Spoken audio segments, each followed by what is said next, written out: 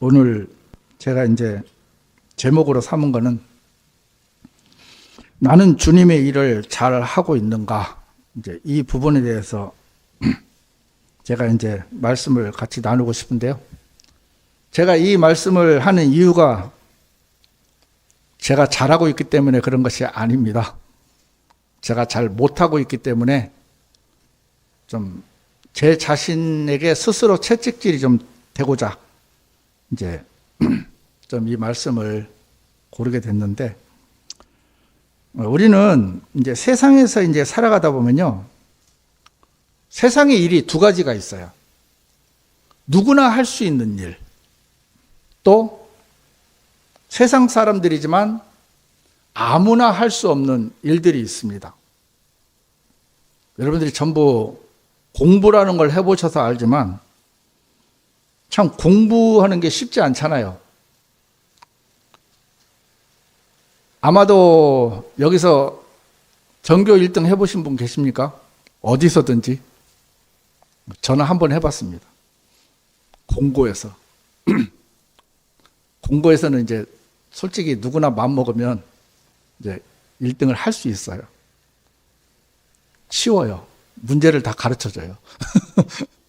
그런데도 빵점짜리가 있어요. 근데 이제 의사가 되려면 저처럼 공부해서는 안 되죠. 어느 드라마를 보니까 이제 일반 사람이 의사가 되는 과정하고요,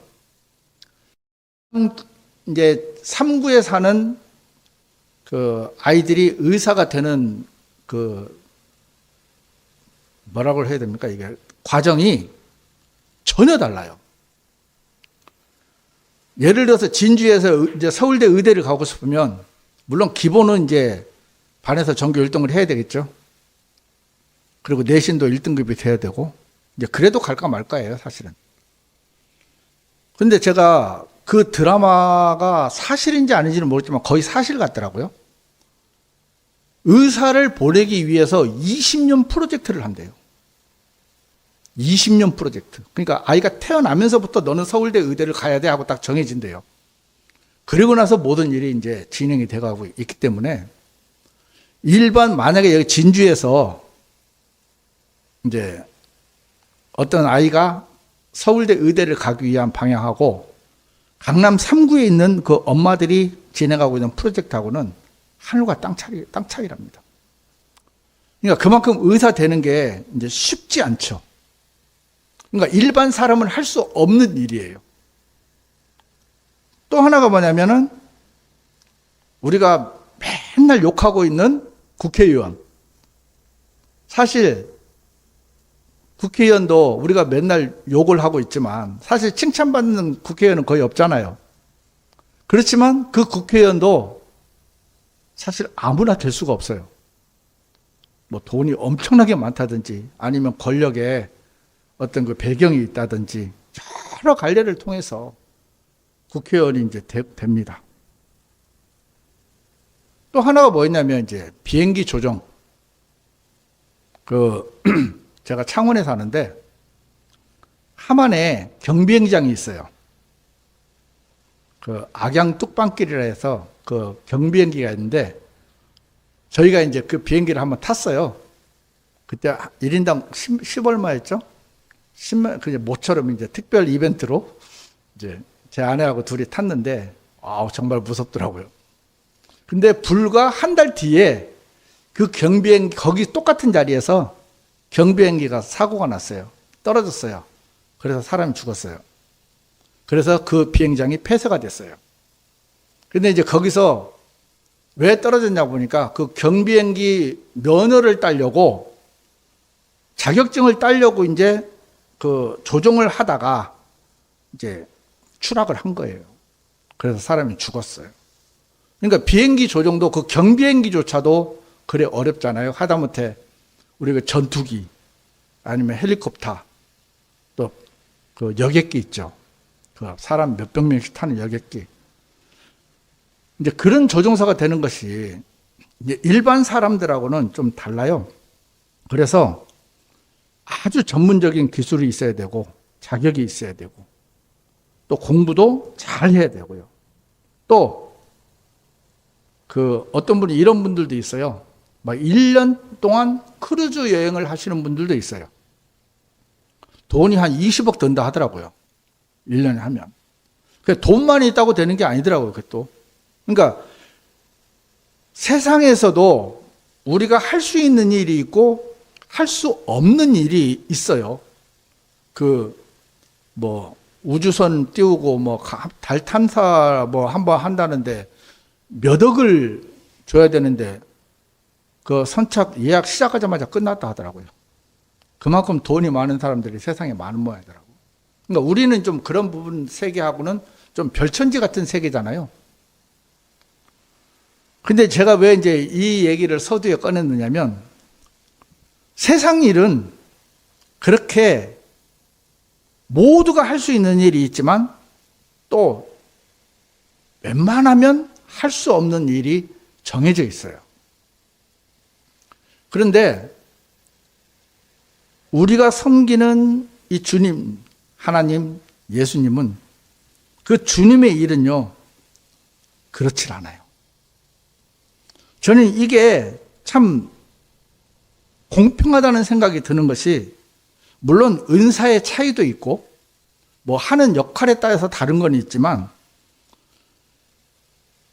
이 하나님의 일은요, 공부 잘하는 사람을 또 특별한 능력 있는 사람을 우선 채용을 해서 그 일을 쓰임받게 하는 게 아니더라는 겁니다. 물론 세상의 교회는 돈이 많은 사람은 가면 바로 장로가 되더라고요. 좀 돈이 많은 젊은 사람은 바로 집사가 되더라고요. 집사가 되는데 제가 들은 얘기인데 정확한 금액은 모르겠지만 한 300만 원은 내야 된다 하더라고요. 또 권사, 성경에도 없는 권사는 500에서 1000, 그리고 장로는 이제 기본 몇 천은 내야 되겠죠.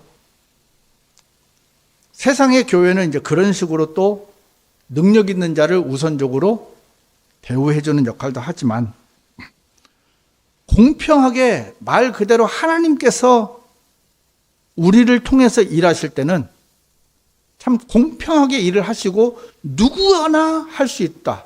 누구나. 만약에 여기서 말씀을 전하는 저 같은 경우에 꼭 4년제 대학을 나오고 신학 대학을 나와야 이제 설교가 가능하다 하면 저는 자격 미달이에요. 저는 대학을 못 갔거든요. 그러니까 그런 부분들이 만약에 딱 어떤 자격이 정해져 있다면 우리는 못하죠. 그리고 만약에 여기 오시는 분들이 예를 들어서 한 달에 1,000만 원 이상 벌어야 출입이 가능하다. 이제 이런다 그러면 여기 오실 분은 아무도 없으시죠? 우리는 누구나 할 수 있는 일이 있는데 이제 이걸 잘 몰라서 못할 수도 있다는 생각이 제가 좀 들더라고요. 그래서 누구나 할 수 있고 누구에게나 문이 열려 있고 내가 원하기만 하면 할 수 있는 일. 근데 이것을 제가 오늘 좀 나열을 좀 해드릴게요. 해드리고 성경의 구절을 오늘 좀 많이 읽을 거예요. 좀 지루하실 수도 있겠지만 제가 왜 성경 구절을 제시하냐면 성경이 이렇게 말씀하고 계신다는 것을 알려드리고 싶은 거예요. 제가 만약에 이렇습니다 하고 하면 그거는 제 말이지만 성경에서 이렇게 하고 말씀을 하고 계시고 이렇게 기록을 해 놓았기 때문에 우리는 누구에게나 그것이 적용이 됩니다 라고 이제 이야기를 할 수 있는 겁니다. 그러니까 가장 중요한 거, 누구나 할 수 있는 주님의 일들, 오늘 이렇게 이제 본론이 들어갈 건데 어떤 분이 이렇게 이제 질문을 할 수 있어요. 자, 그렇다면 누구나 할 수 있는 일이 뭡니까? 이렇게 질문할 수 있잖아요. 첫 번째는 성경을 읽고 공부하는 일입니다. 글을 읽을 줄 아는 성도라면 누구나 말씀을 읽을 수 있고 이제 공부할 수 있는 겁니다. 자, 골로새서 4장 16절에 보면요. 그리고 이 서신이 너희 가운데서 읽히고 나면 그것이 라오디키아인들의 교회에서도 읽히게 하라. 그런즉 너희도 마찬가지로 라오디키아에서 온 서신을 읽으라. 이렇게 말씀을 하십니다. 읽으라. 바울 서신, 특히 저희들 같이 이제 세대주의를 믿는 분들은 바울의 서신서가 굉장히 중요합니다. 그래서 바울의 서신서가 신약 교회의 교리이기 때문에 여러분들이 우리가 편식을 할 필요는 없지만 구약도 읽으셔야 되지만 우선적으로 성경을 처음 보시는 분들은 바울 서신을 먼저 읽으시면 이 교회에 대해서 이해하는 것이 좀 빠릅니다. 그래서 누구나 읽을 수 있다. 그리고 설령 못 읽으신 분들은 요즘은 점자도 있잖아요.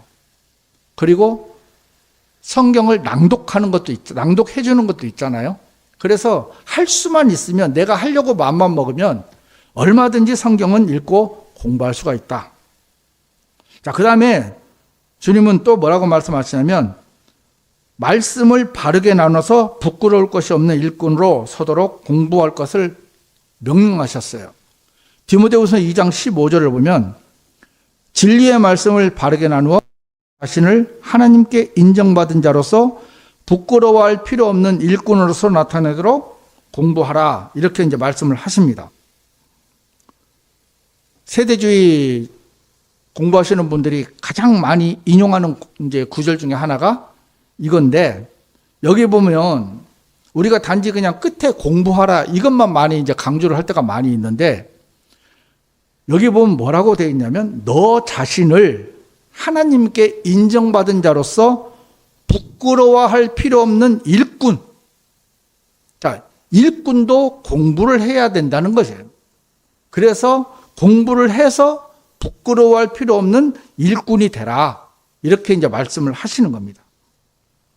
또 가르치며 권면하고 이제 격려하는 일을 또 할 수 있습니다. 저희들은 배운 말씀을 가정과 삶의 현장에서 자연스럽게 전하고 나눌 수가 있다.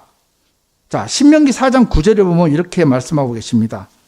오직 너는 스스로 주의하고 너의 혼을 부지런히 지킬지니 너는 너의 두 눈이 본 것들을 잊지 말고 너의 생애의 모든 날들 동안 그것들이 너의 마음으로부터 떠나지 않게 하라. 다만 너는 그것들을 너의 아들들과 너의 아들들의 아들들에게 가르치라. 이렇게 말씀하고 계십니다. 우리가 성경을 읽고 배우고 공부를 하고 그것을 끝나는 게 아니고 이것을 누군가에게 가르칠 수 있고요. 권면할 수 있고요. 그 다음에 이 말씀으로 격려를 할 수가 있는 거예요. 이게 구원받은 그리스도인들이 할 수 있는 특권입니다. 또 진리의 말씀을 들은 신실한 자들은요, 다른 이들을 가르칠 수 있는 일꾼으로 이제 세워집니다. 디모데후서 2장 2절을 보면 그리고 네가 많은 증인들 가운데 나에게서 들어온 것들, 그 동일한 것들을 너는 신실한 사람들에게 맡기라. 그들이 다른 이들 또한 가르칠 수 있으리라 했어요. 제가 이제 신학을 하면서 공부를 합니다. 그리고 여기서 말씀을 전하고 또 오전에는 이제 예배 전에는 또 성경 공부 시간이 있습니다. 그래서 저는 제가 배운 것을 여러분들에게 가르칩니다. 자, 그럼 여러분들은 가르침을 받은 것으로 끝나는 것이 아니고 이 말씀을 또 다른 이에게 가르쳐야 된다는 거죠. 그래서 여러분들 스스로 하나님의 일꾼이 되어서 또 저와 같이 같은 역할을 해 나갈 수 있어야 된다는 것입니다. 자, 그 다음에 교회 안에서는요, 아버지가 자녀를 대하듯 서로 권면하고 위로해야 됩니다. 데살로니가전서 2장 11절을 보면 우리가 어떻게 너희 각인에게 마치 아버지가 자신의 자녀들에게 하듯이 권면하였고 위로하였으며 명하였는지는 너희가 아는 대로니라 했어요. 우리가 참 안타까운 것이 뭐냐면은 지금 많은 교회는요, 교회에서 서로 이 좀 뭐라고 표현을 해야 될지 모르지만 너무 잘났어요, 사람들이. 그래서 각자 자기가 옳은 것을요 주장하는 경우가 많고요. 또 그것으로 인해서 계파가 나누어지고 파벌이 나누어지고요. 그 다음에 이제 또 갈라쓰는 일들이 이제 생겨나는 거예요. 하지만 아버지가 자신의 자녀들에게 하듯이 권면한다. 자, 권면한다는 거는 막 윽박지르는 것이 아니잖아요. 저도 제 아이들을 키우면서 참 많이 윽박질렀었거든요. 막 혼내기도 많이 혼냈고. 지금 생각해보면 그게 그럴 일이 아무것도 아닌데 그 당시에는 어떤 그것을 때때로는 이제 다 그런 건 아니겠지만 아이들한테 화풀이를 한 것도 있어요. 많아요. 근데 교회에서조차 그렇게 하는 사람들이 참 많이 있다는 거예요. 교회는요, 말 그대로 권면해야 되는 것이고 위로해야 되고요. 때로는 여기서 명하였다고 하는데 이 명한 것이 내 개인의 생각을 명령하는 것이 아니고 주의 말씀으로 명령하는 거거든요. 그래서 아버지가 자녀들에게 권면하고 위로하듯이 이 교회는 우리가 하나님의 말씀으로 또 성도의 사랑으로 정말 아버지가 자녀들에게 대하듯이 그렇게 대해야 하는데 참 그렇지 못하는 부분들이 참 있는데 저희들도 참 혹시 그러한 면이 있는지 이제 스스로 좀 돌아볼 필요가 있는 것 같습니다.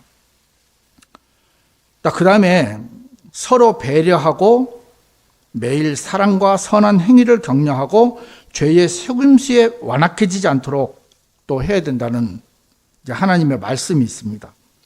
히브리서 10장 24절에서 25절을 보면 그런즉 우리가 서로를 배려하여 사랑에 이르도록 또 선한 행위들을 하도록 격려하자. 어떤 이들의 방식처럼 우리 자신들이 함께 집회를 갖는 것을 저버리지 말고 오히려 서로 권면하자. 그런즉 너희가 그날이 다가오는 것을 볼수록 더더욱 그리하자 그랬습니다. 또 히브리서 3장 13절을 보면 다만 오늘이라고 불리는 동안 매일 서로 권면하여 너희 중 누구도 죄에 가득한 속임수를 통하여 완악해지지 않도록 하라. 자, 여기 보면 히브리서 3장 13절에 보면 완악해진다는 표현이 있어요. 아까도 좀 전에 말씀드렸지만 교회에서 자기의 주장을 너무 강하게 하다 보면 물론 그것을 하지 말라는 것이 아니에요. 주의 말씀으로 옳은 것이 있으면 주장을 해야 됩니다. 하지만 그렇게 내 자신의 주장만 하다 보면 어느덧 내 마음은요 완악해지고요. 나도 모르게 사탄에게 속아버립니다. 그리고 또 뭐냐면은 우리가 이거 보면 히브리서 10장 24절 25절을 보면 또한 선한 행위들을 하도록 격려하자 그랬어요. 어떤 분들은 이런 얘기를 하더라고요. 우리는 구원을 받았기 때문에 율법을 지킬 필요가 없습니다. 이렇게 하는데 제가 질문 하나 드리겠습니다. 자, 구원을 받은 그리스도인은 율법을 지켜야 됩니까? 지키지 않아도 됩니까? 한번 대답을 한번 해보세요. 크게. 예. 지키지 않아야, 그러니까 안 지켜도 된다고 하는 사람들은 대부분의 어떤 생각이 있냐면은 내가 구원을 받았기 때문에 내 마음대로 살아도 된다는 이제 교리를 주장하는 사람들이 있어요. 율법은 선한 것이라고 예수님께서 분명히 말씀하셨고요. 율법의 1.1획도 영원히 없어지지 않는다고 하나님 분명히 말씀하셨는데, 자, 여기서 말하는 선한 행위들, 이 선한 행위들은 물론 인간적으로 남을 도울 수 있어요. 돕는 것도 선한 행위입니다. 하지만 율법을 지키는 것도 우리는 선한 행위에 속한다는 겁니다. 자, 율법 10계명이 있습니다. 크게는 하나님을 경배하고, 둘째는 내 이웃을 내 몸과 같이 사랑하라 했습니다. 자, 이것이 하나님이 우리에게 주신 명령이에요. 이것이 선한 행위예요. 하지만 이것이 이것을 무시해 버린다면은 은혜의 시대이기 때문에 율법을 지킬 필요가 없다? 율법을 안 지킨다고 해서 우리가 지옥을 가는 건 아니지만, 율법을 안 지킨다는 말은 바꿔 얘기하면 무슨 말인지 아십니까? 내가 많은 죄를 짓고 있다는 거잖아요. 우리는 하지 말라는 것을 안 하면 된다고 생각을 하지만, 이 율법에는요, 하라는 명령도 많아요. 그러면 우리가 예수님께서, 하나님께서 우리에게 하라고 명령하신 것들을 안 한다면 그것은 죄가 되겠죠. 그렇죠? 아닙니까? 우리 선한 행위들을, 그렇다고 율법을 일일이 하나하나 적어서 지킬 필요는 없지만 우리 마음속에 계신 성령님께서 그 부분에 감각을 주셔요. 감각을 주셔요. 이것이 죄인지 죄가 아닌지. 그럼 우리가 스스로 판단해 보면 되래요. 그리고 또 말씀이 우리에게 가르쳐 주십니다. 자, 그리고 이것을 우리는 가르쳐야 된다는 거예요. 이 선한 행위들을 가르쳐야 된다는 거예요. 자, 가르침의 가장 첫 번째는 뭐냐면, 제가 스스로 본이 되면 돼요. 스스로. 자식은 부모의 거울입니다. 저는 예전에도 참 이런 말을 많이 들어봤어요. 우리 애는 착한데 친구를 잘못 만나서. 그런 말 들어보셨어요? 하신 적 있으세요? 저는 한 번도 그 말에 동의를 한 적도 없고 한 적도 없어요. 내 자식이 나쁜 놈이라 저 친구가 물들었다고 저는 그렇게 얘기를 하거든요. 왜 그렇게 됩니까? 제가 본을 못 보인 거예요. 제가 아버지로서, 아빠로서 삶에 본이 되지 못했기 때문에 내 새끼가 저렇게 잘못 사는 거예요. 물론 개 중에는 아주 부모님이 훌륭하신데 막 나가는 자식도 있지만 거의 대부분은요, 자식은 부모의 거울입니다. 여기서 가르치라 했잖아요. 무엇을 가르칩니까? 내 삶으로 가르치는 거예요. 내 삶으로. 물론 성경을 펴서 가르치기도 하겠지만 내가 삶의 본이 돼버리면 자식은 곁길로 가다가도 다시 돌아와요. 제가 옛날에 어렸을 때 참 싸움을 많이 했어요. 근데 저희 형님이 저랑 나이 차가 굉장히 많은데 22살인가 3살 차이 나요. 근데 그때 저희 형님이 뭘 하고 계셨냐면, 남대문 시장 아시죠? 지금은 아마 학생들은 잘 모르겠지만 방범대원이라고 있었어요. 그때 이제 남대문 파출소에서 방범대장을 하고 있었어요. 근데 한 번은 제가 제가 서울의 남산에 이제 학교 다닐 때 남산에서 이제 좀 패거리 싸움을 할 일이 있었어요. 근데 저녁에 이제 그 싸워야 되는데 제가 안 갔어요. 왜냐면 남대문 시장이 바로 밑에 있었거든요. 그럼 만약에 거기서 싸워서 걸리면 어디로 끌려가요? 남대문 파출소로 끌려가는 거예요. 그러면 누구한테 가요? 저 형님한테 가는 거예요. 그러면 저는 어떻게 돼요? 죽는 거예요. 이게 머릿속에 있더라고. 그러니까 두렵잖아요. 그러니까 싸우는 게 문제가 아니고 싸우고 나서의 결과가 아닐까 안 갔어요. 그러니까 우리가 때로는 우리 마음대로 살 때도 있지만 우리에게 무엇을 주시냐면 하나님께서 말씀으로 감각을 주세요. 말씀으로. 그러니까 내가 다른 사람에게 말씀을 가르치기도 하지만 그 말씀이 나에게 적용이 돼서 나에게 실행이 되지 않는다면 그 말씀이 저하고는 아무 상관이 없는 거예요. 또 디모데후서 2장 2절을 보면 어디로 갔나? 넘어가 버렸네요. 디모데후서 2장 2절이 있는데, 그리고 네가 많은 증인들 가운데서 나에게 들어온 것들, 그 동일한 것들을 너는 신실한 사람들에게 맡기라. 그들이 다른 이들 또한 가르칠 수 있으리라 했습니다. 우리는 사람들이 이런 사람들도 있어요. 다른 분들에게 이 일을 잘 못 맡기는 사람들이 참 많아요. 왜? 못 믿어서. 그 사람들을 믿지 못해서 맡기지 못하는 부분들이 참 많은데, 이게 하나님 앞에 참 잘 거예요.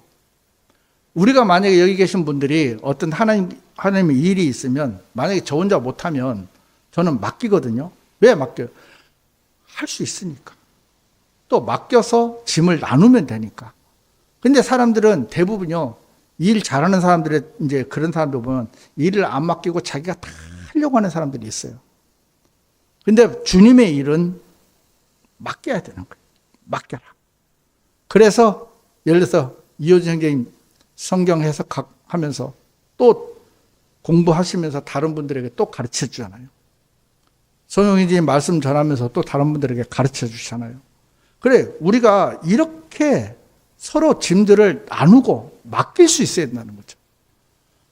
교회는요, 사역자의 독점 교회가 아닙니다. 사역자의 교회가 아니고 주님의 교회예요. 그렇기 때문에 우리는 얼마든지 하나님 앞에 서로 맡기면서 나누어야 돼요.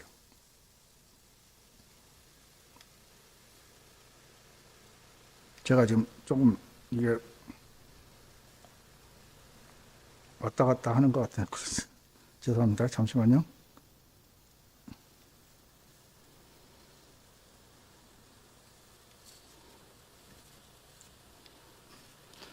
그 다음에 또 하나가 뭐냐면은 기도와 간구의 생활입니다.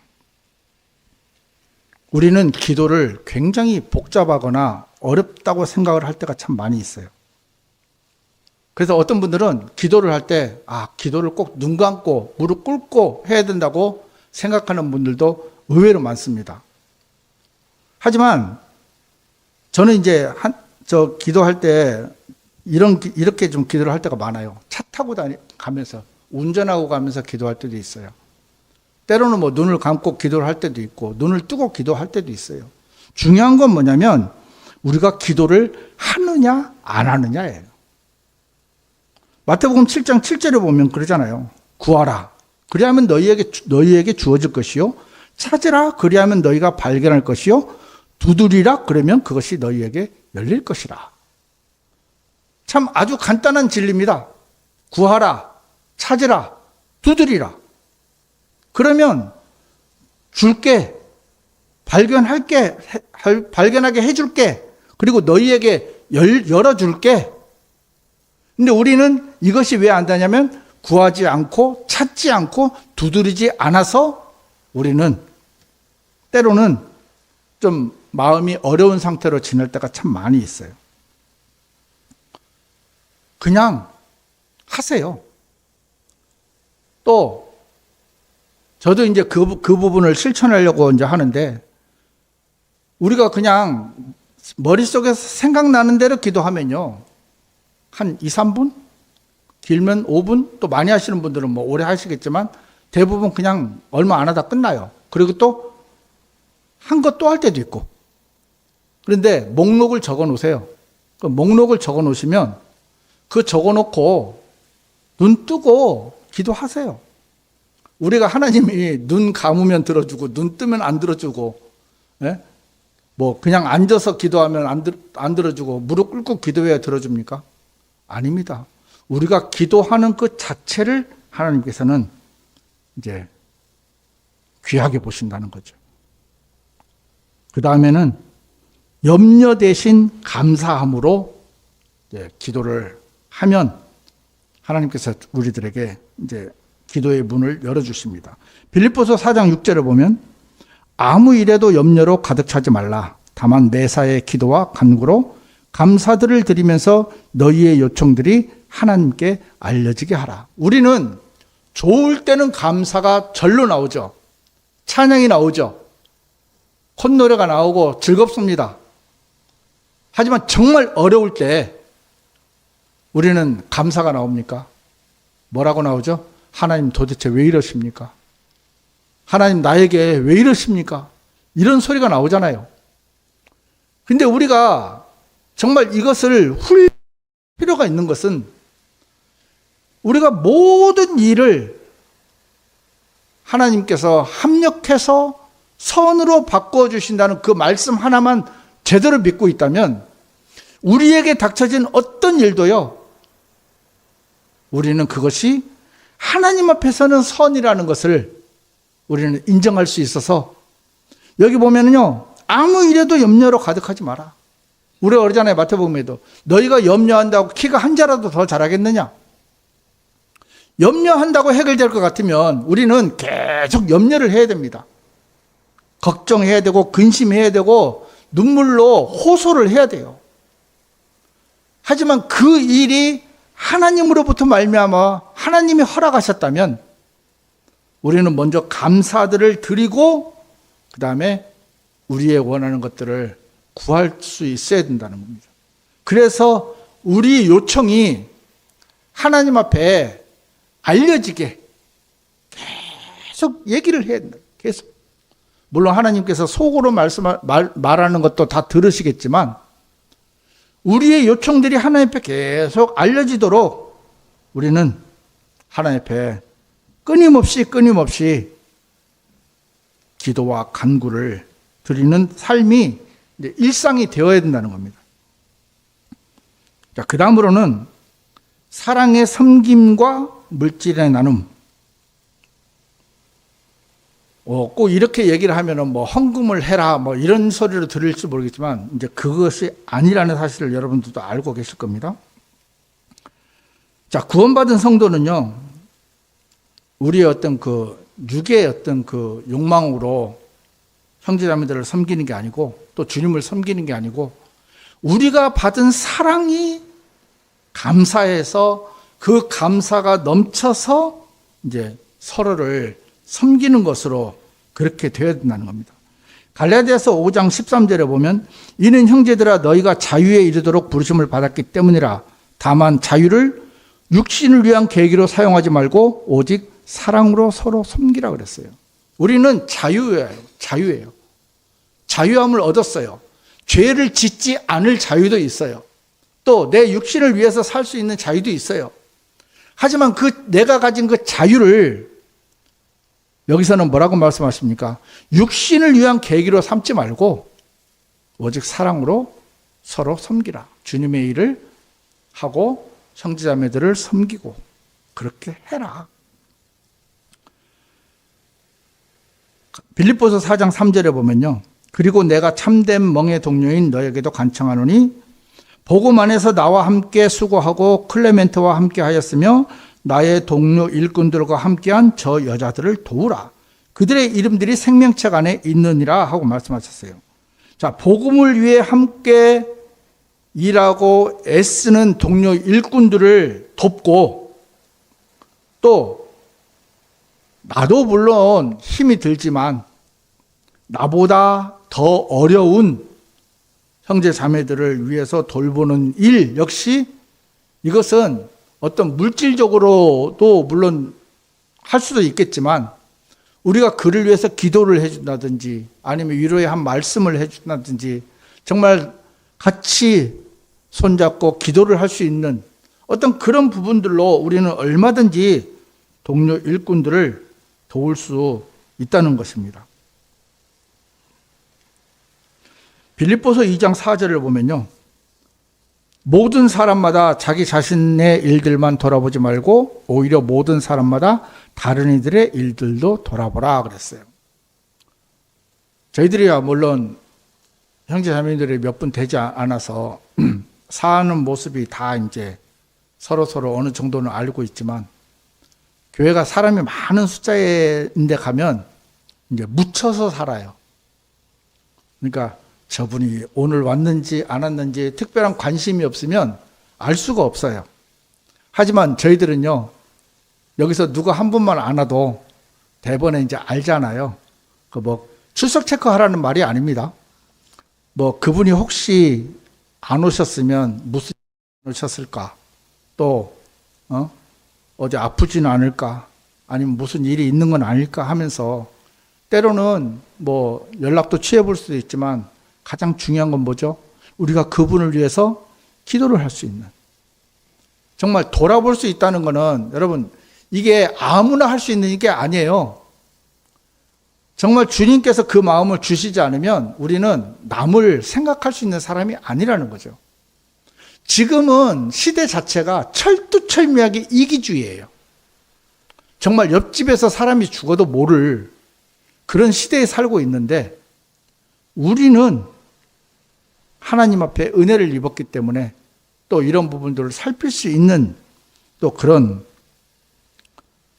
또 일들도 우리가 할 수 있다고 생각이 됩니다. 사도행전 20장 35절을 보면, 내가 너희에게 모든 것들을 보여주어 왔으니 곧 그처럼 수고함으로써 마땅히 너희가 약한 자들을 지원해야 한다는 것과 주 예수의 말씀들, 즉 주는 것이 받는 것보다 더 복되다라고 그분께서 말씀하신 것을 기억해야 한다는 것이라 그랬습니다. 주는 것이 받는 것보다 복됨을 기억해라 했어요. 근데 솔직히 우리 깨놓고 한번 얘기를 해봅시다. 우리는 주는 것이 좋습니까? 받는 것이 좋습니까? 다 신령하셔가지고. 저는 솔직히 깨놓고 얘기하면 받는 게 좋아요.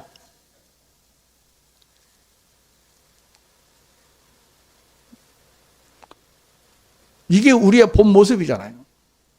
우리는 받는 게 더 좋아요. 그런데 성경은 뭐라고 말씀하십니까? 주는 것이 받는 것보다 복되다. 그럼 우리는요, 그 말씀을 액면 그대로 한번 받아들여 보자는 거죠. 그렇다고 해서 오늘 여러분 전부 저한테 10만 원씩 가져오십시오, 이게 아니잖아요. 이게 물질 세계도 물론 될 수 있지만 우리는 정말 내가 남을 위해서 남을 돌아볼 수 있는, 그렇죠? 남을 돌아볼 수 있다는 게요, 이게 얼마나 큰 은혜인지 모릅니다. 주는 게 꼭 돈만 줍니까? 아닙니다. 여러분이 다른 형제자매들에게 말씀을 줄 수도 있고요, 기도로도 줄 수도 있고요, 우리가 봉사로도 할 수도 있고요, 남모르는 희생으로도 할 수 있어요.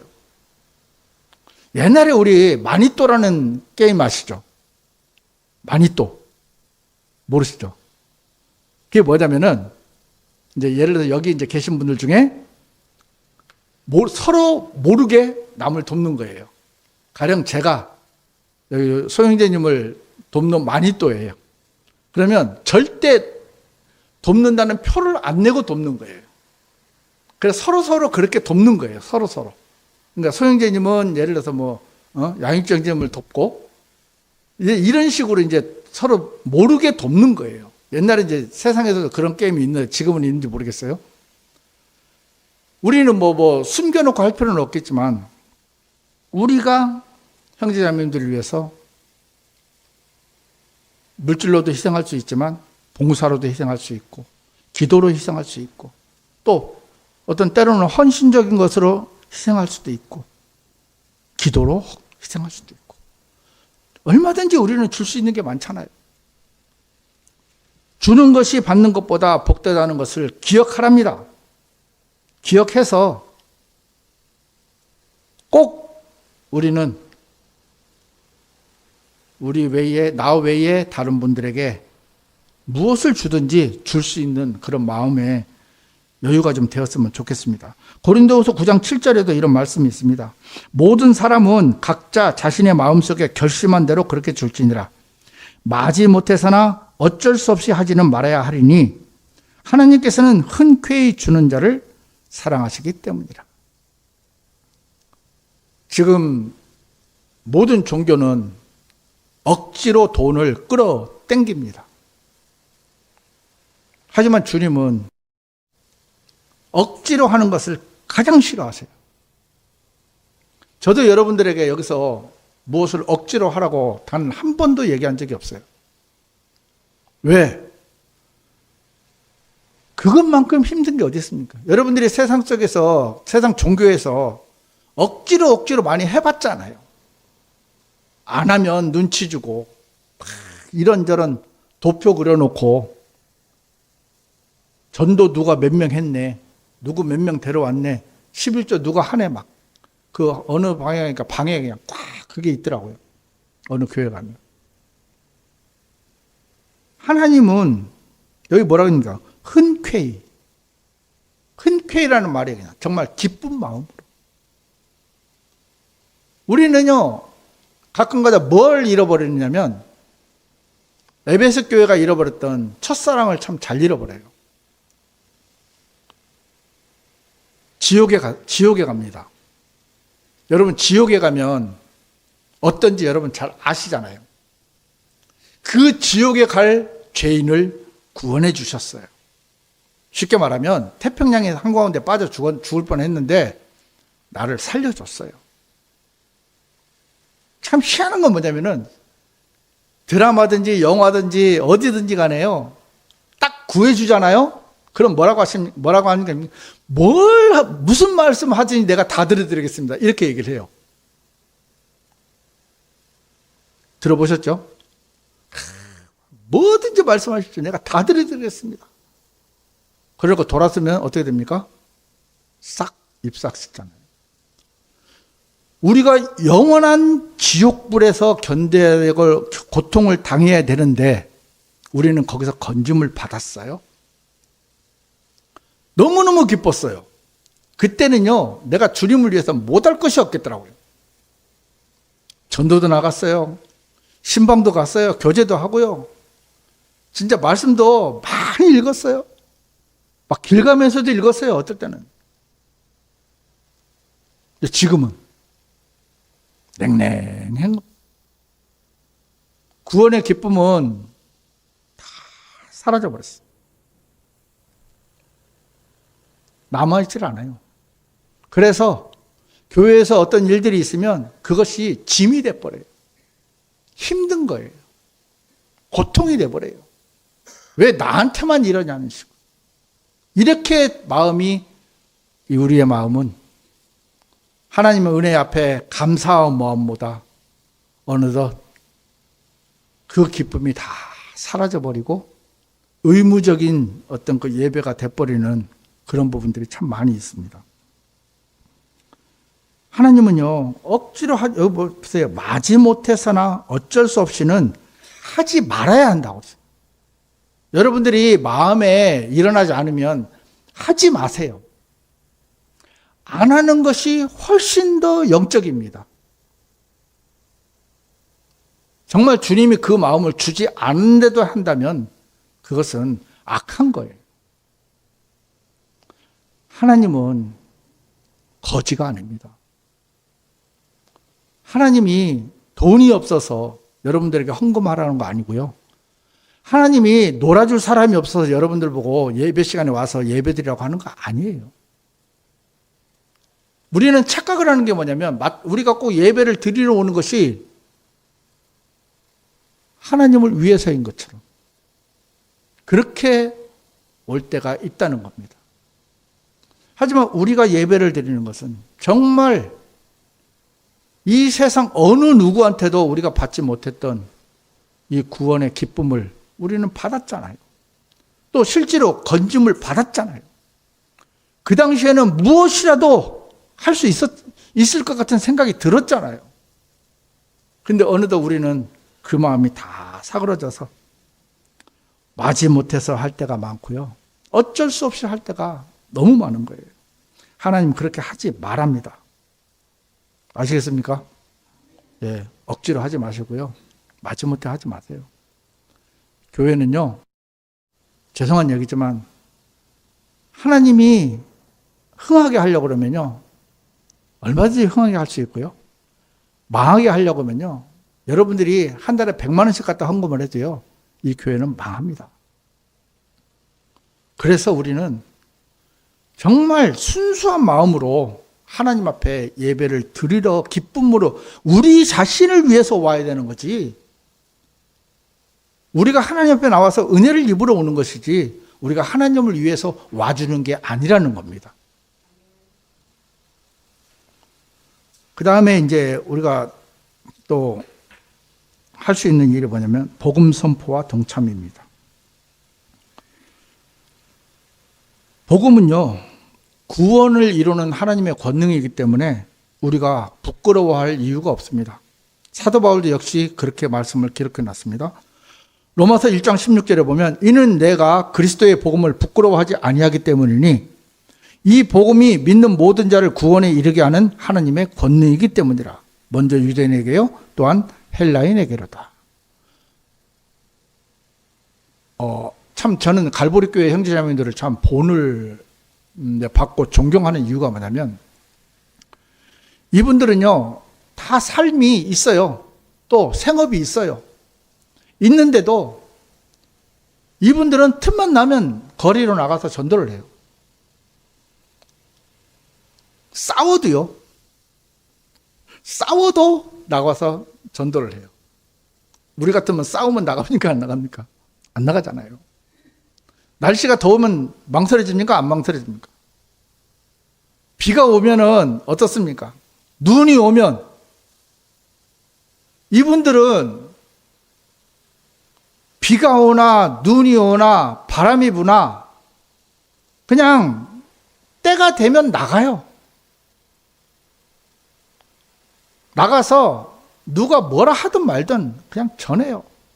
그분들이 주일, 이제 토요일 전도도 하지만 주일날 예배 끝나고 점심 먹고 이제 공덕역이라는 데가 있어요. 이제 거기서 나가는데 전도한 지가 지금 1년이 넘었대요. 처음에는 거기서 전도를 하는데 신고가 그렇게 많이 들어갔대요. 저도 이제 거기 가서 거리 선포를 해봤거든요. 바로 옆에 아파트예요. 바로 옆에. 한 10m. 그러니 거기서 또 저희들이 좀 조용히 합니까? 여러분 예수 믿으세요. 예수 믿고 구원 받으세요. 이렇게 합니까? 여러분 하면서 외치잖아요. 그 처음에 한 6개월은 정말 매주 신고가 들어왔대요. 근데 이분들이 끝까지 버틴 거예요. 지금은요, 1시간을 하든 2시간을 하든 3시간을 하든 아무도 신고가 안 들어간답니다. 그러니까 이분들은 복음을 부끄러워하지 않는 거예요. 이분들은 사람들 앞에서 당당한 거예요. 이 선포한 복음을 너희들이 받아들여야만, 당신들이 받아들여야만 구원을 받는다.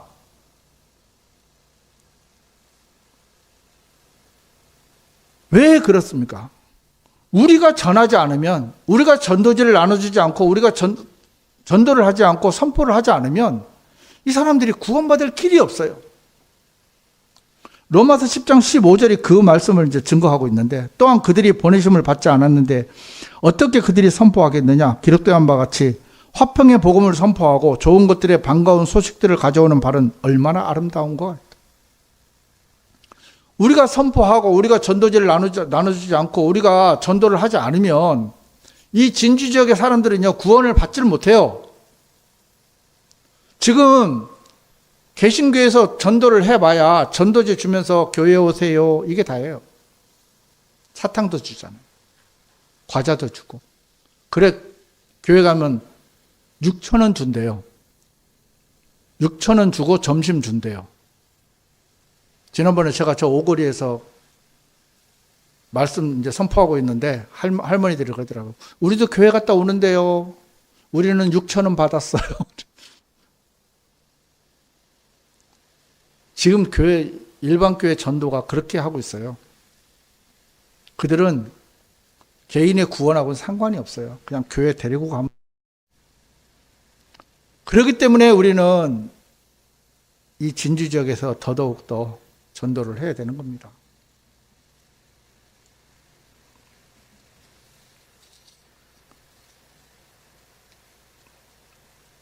고린도전서 9장 16절과 23절을 이렇게 같이 읽어보면 이는 내가 복음을 선포하여도 나에게는 자랑할 것이 아무것도 없기 때문이라.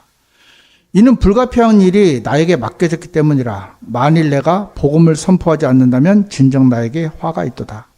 그런즉 내가 이것을 복음을 위하여 행하니 내가 너희와 함께 복음의 동참자가 되고자 함이라. 어떤 분들이 이런 분들이 있습니까? 있습니다. 꼭 나가서 전도를 해야만 그 복음에 동참한다고 하는데 저는 그렇게 생각 안 해요. 그렇게 할 수 있으면 당연히 해야 됩니다. 그거는. 하지만 그렇지 못하다면 또 뒤에서 기도로 또 여러 가지 뒷받침할 수 있는 길들이 있어요. 그래서 우리는 이 복음 안에 복음 선포하는데 동참자가 되는 것이 굉장히 중요한 거예요. 또 그렇게 한다고 해서 내가 자랑할 것이 없어요. 나는 매주 나가서 전도하는데 저 형제는 전도를 안 해. 이럴 필요도 없어요. 여기 뭐라고 되어 있습니까? 나에게는 자랑할 것이 아무것도 없다. 당연한 거잖아요. 당연한 거. 오히려 내가 복음을 전하지 않으면 나는 진정 나에게 화가 있다. 우리는 이 마음으로 살아야 된다는 거죠. 교회를 떠나는 대부분의 사람들이 어떤 마음이냐면 내가 이만큼 했는데 안 알아준다는 거예요. 어떻게 보면 가장 불행한 것이 뭐냐면요. 이 교회에서요. 사람을 높이는 게 그분한테 가장 불행한 거예요. 차라리 교회에서 인정을 못 받더라도 하나님 앞에 인정을 받으면 되는데 굳이 사람들은요. 사람들 앞에서 인정을 좀 받고 싶은 거예요. 사람들 앞에서. 누구누구 장로님, 누구누구 집사님, 누구누구 목사님 훌륭하십니다. 훌륭은 무슨 개뿔 훌륭합니까? 속으로는 오만 죄 다 짓고 다닙니다. 우리가 더 이상 사람들 앞에서 좀 인정을 받으려고 노력을 안 했으면 좋겠고요. 어디에서 누구한테 받냐면 하나님 앞에 인정을 받으세요. 하나님 앞에. 데살로니가 전서 2장 4절을 보면 다만 우리가 하나님께 허락을 받아 복음을 위탁받은 대로 우리가 그렇게 말하는 것이니 사람들을 기쁘게 하려 함이 아니요 오직 우리의 마음을 시험하시는 누구를? 하나님을 기쁘게 해드리려 합니다. 우리가 존재하는 목적이 뭐냐면 우리는 하나님을 기쁘시게 하는 삶을 사는 거예요. 그게 우리의 목적이에요. 우리를 기쁘게 하는 삶이 아니라는 겁니다. 인간이 인정받고 여기 있는 누군가가 사람들 앞에서 설령 대통령한테 인정받으면 뭐 할 겁니까? 하나님이 인정을 안 해줄 건데. 여러분들이 생각하는 누군가의 가장 높은 사람이 인정을 해줬어요. 그렇게 인정을 받으면 뭐 할 겁니까? 하나님이 인정을 안 하는데. 우리는 하나님 앞에 인정을 받아야 되는 거예요. 하나님을 기쁘시게 해야 되는 거예요. 하나님을 기쁘시게. 그것이 아니면 우리는 소용이 없어요. 마지막으로는 이제 교회 직분을 향한 사모함인데 이건 좀 특별한 경우입니다. 이제 감독하고 장로는 같은 직분입니다. 일반 개신교 장로는 그 장로가 아닙니다. 좀 엄격한 검증이 필요하고요. 자격도 필요합니다. 또 선한 일을 이제 사모하고 신실하게 수고하는 형제님이라면 누구나 이제 소망을 또 가질 수 있는, 그렇다고 닫힌 것이 아니고 열려 있어요. 그래서 저 같은 사람한테도 이제 기회가 오는 거잖아요. 사실 제가 자격이 있어서 이 자리에 쓰는 게 아니거든요. 누가 발로 찼어요. 그래서 이제 이 자리에 있는 건데, 디모데전서 3장 1절 13절을 보면 만일 어떤 남자가 감독직을 사모한다면 그가 선한 일을 사모한다고 한 이 말은 참되다. 그리고 이는 집사직을 수행한 자들은 스스로에게 좋은 지위와 그리스도 예수 안에 있는 믿음 안에서 큰 담대함을 값을 치르고 얻느니라 했어요. 집사는 물론 여자 집사는 없습니다, 성경에. 그래서 감독과 집사는 하나님 앞에서 굉장히 중요한 직분이에요. 이 직분을 사모하는 것은 저는 형제님들은요, 사모해야 된다고 생각을 해요. 꼭 된다는 것보다도 이렇게 사모하는 마음이 있으면 여기에서 성경 교사도 나오고요. 그죠? 그리고 교회 안에 훌륭하게 또 직분을 수행할 수 있는 일들이 있습니다. 자, 이걸 이제 총 망라를 하면 우리는 왜 주님의 일을 해야 되느냐? 왜 해야 되느냐? 첫 번째, 선하고 유익하기 때문이다. 오늘 읽었던 본문입니다. 다 같이 한번 읽어보겠습니다. 이것은 신실하게 하신 말씀이니 나는 네가 이런 것들을 굳건하게 단언하기를 바라노라. 이는 하나님을 믿는 그들로 하여금 주의 깊게 선한 행위들을 유지하게 하려 함이라. 이런 것들은 사람들에게 선하고 유익하니라 그랬습니다. 아멘 되십니까? 우리가 지금까지 열거한 그 많은 일들을, 주님의 일들을 왜 해야 되느냐?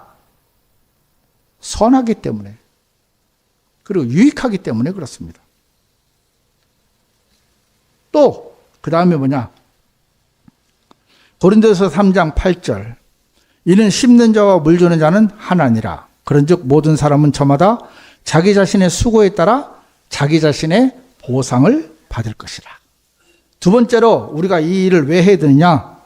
수고에 따른 보상이 약속되어 있습니다. 꼭 보상이 목적이 이제 라고 얘기를 하면 사람들은, 어떤 사람은 그러더라고요. 꼭 보상받으려고 하냐? 네, 저는 보상받으려고 합니다.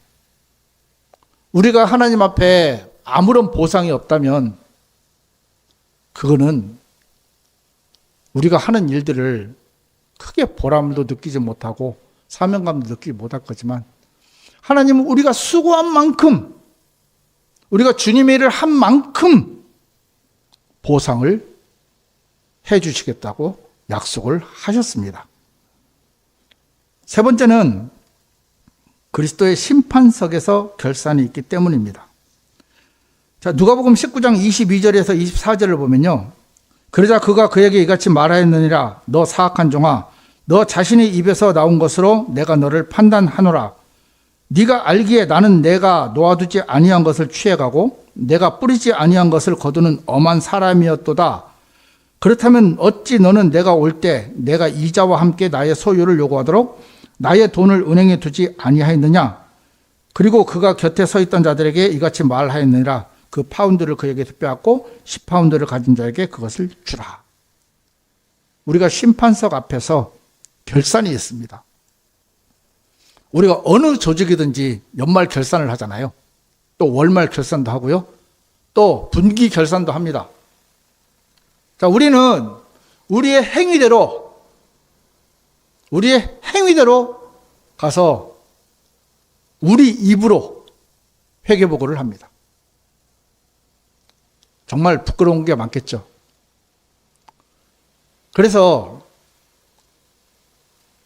어제 것까지는 좀 놔두더라도 오늘부터라도 우리가 하나님 앞에 가서 좀 덜 창피하게 우리가 주님의 일들을 감당할 수 한다면 하나님은 또 많은 것들로 저희들에게 은혜를 입히실 거라고 생각이 됩니다. 앞서 쭉 나열을 했고 많은 말씀을 나눴지만 이것이 결코 불가능한 일은 없습니다. 말씀을 읽거나 공부하거나 또 기도나 교제, 권면, 섬김, 또 헌금, 복음 전도, 이런 것들이 어떤 삼성전자 이지용 회장이나 뭐 SK 하이닉스의 그 최태원 회장 같이 돈이 어마어마하게 많은 사람들이 할 수 있는 일, 아니면 권력이나 이런 것들이 있는 사람들이 하는 게 아니고요. 하나님은 누구를 쓰신다고요? 세상에 없는 것들, 그죠? 비천한 것들, 멸시받는 것들, 천대받는 것들, 천대받는 사람도 아니에요. 천대받는 것. 그런 사람들을 통해서 하나님은 일을 하시겠다고 하셨고 또 지금까지 그렇게 일을 해오십니다. 우리가 그 얘기 있잖아요. 사람들이 죽을 때 그런 얘기를 한다잖아요. 껄. 좀 잘 살 걸. 남을 좀 잘 도와줄 걸 하지만 그 사람들은 죽음 앞에서 그러죠. 우리는 그리스도의 심판석 앞에서 그럴 것 같습니다. 조금만 더 수고할 걸. 조금만 더 복음 선포 더 할 걸. 조금만 더 정말 주님 섬기는데 내 시간 조금만 더 드릴 걸. 우리 역시 아마 걸 할 것 같아요. 저 역시도 마찬가지예요. 제가 초반에 말씀드렸지만 왜 이 말씀을 하느냐. 제가 그렇게 못 살기 때문에 저부터라도 좀 마음가짐을 바로 잡고 싶어서 제가 이 말씀을 했습니다. 저는 여러분들이 어떻게 사는지를 몰라요.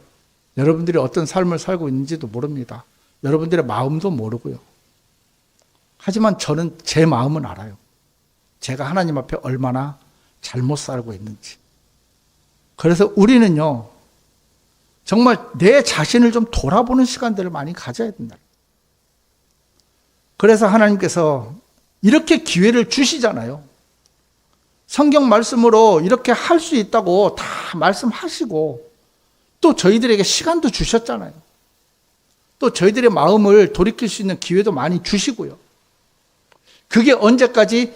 이 땅에 살아있을 때까지라는 거예요. 이 땅에 살아있을 때까지 우리는 그 기회를 하나님은 주십니다. 오래 참고 기다리시잖아요. 하지만 이 땅에 삶이 끝나면요, 우리는 후회할 자격조차도 갖지 못해요. 그래서 다른 사람 눈치 보지 마세요. 다른 사람이 이렇게 하는데 저런 사람은 저렇게 하는데 눈치 보지 마세요. 하나님의 마음 주시는 대로 움직이세요. 그게 신앙이라는 거예요. 제가 초반에도 예배 시간 전에도 말씀드렸지만 제발 여러분 정치에 좀 관심 좀 끊어주세요. 제발 좀. 너무너무 심각하게 구원받았다고 하는 그리스도인들이 정치에 목숨을 걸고 있어요. 여러분 그거 하나님 마음 아닙니다. 세상은 몰락해 가도록 하나님이 정해놓으셨잖아요. 그래야 예수님이 오신다 했잖아요. 이방인의 충만함이 돼야지 하는 예수님이 오시기 때문에 이 세상은 더 나빠져야 되고요. 이제 이렇게 되면 또 매국노가 될지 모르겠는데 더 죄가 많아져야 되고요. 그렇죠? 더 이 정부를 뒤집으려고 사는 세력들이 많아져야 되고요. 정말 더 많은 악한 일들이 많이 일어날 수밖에 없는 성경적인 구조잖아요. 이거를 성경을 믿는다고 하는 바이블 빌리버들이 하나님을 거스리고 대적하고 하나님이 이루고자 하는 그 인간 쇠락의 법칙을 거스리고 있는데도 그들은 그것이 뭔지 압니까? 하나님을 위해서 그런다는 거예요. 다시 한번 얘기하지만 하나님은 한 번도 자유민주주의를 옳다고 말씀하신 적이 없어요. 그래서 제발 부탁인데 여러분들 마음에서 정치를 지워버리세요. 좌파 우파 상관없습니다. 누가 옳다는 게 아니에요. 그것을 논쟁하는 자체가요, 내 신앙을 갉아먹고 있는 존벌레라고 생각하시면 되고요. 사탄의 크나큰 노예라고 생각하시면 여러분들의 마음이 좀 경각심이 일어날 수 있지 않을까 싶은데, 우리는 하나님 그분 한 분만 성경 말씀 액면 그대로 믿는 바이블 빌리버라는 사실을 여러분들이 아시고요. 하나님이 지금 이 시간에 무엇을 원하시고 나에게 어떤 것을 행하기를 원하시는지, 여러분에게 신앙생활을 하기를 기도하고 성경 읽고 하는 걸 원하십니까? 아니면 나라의 체제를 전복시키기를 원하십니까? 하나님은 어느 걸 원하실까요? 이거는 답을 물보듯 뻔한 거예요. 하나님은 우리 개인의 신앙이 자라길 바라지 여러분들이 정치운동에 참여해서 시간을 뺏기는 걸 원치 않는다는 것입니다. 너무 제가 좀 근간에 심각하게 좀 받아들여서 이야기를 드렸는데, 우리는 하나님 앞에 가서, 여러분 그분들이 가서 심판석 앞에 가세요. 나는 태극기 집회를 위해서 노력했습니다. 하나님 인정해 주시겠습니까? 불로 태우면 뭘로 태워요? 싸그리 다 타버려요. 나는 정치를 위해서 한평생 노력했습니다. 아무 소용없습니다. 싸그리 다 타버립니다. 하나님, 제가 참 미약하지만 전도지 몇 장 나눠줬습니다. 상급으로 쌓이는 거. 여러분, 어느 것이 선한 건지 여러분 생각으로 구별하지 마시고요. 말씀으로 구별을 해보세요. 말씀으로 구별을 해보면 여러분들이 어떤 것이 옳고 선악간에 분명히 구별이 됩니다. 왜 아담이 타락했습니까? 하나님의 말씀을 기준으로 삼지 않았기 때문에 그렇잖아요. 우리는요, 누구나 다 주님의 일을 할 수 있고요. 누구나에게 하나님이 은혜를 입혀 주시려고 길을 열어 놓으셨습니다. 그 은혜에 우리가 동참할 수 있는 참 우리 그리스도인들이 되기를 바라는 마음으로 말씀을 드렸습니다. 말씀을 마쳤습니다. 우리 잠시 기도하는 시간을 갖겠습니다.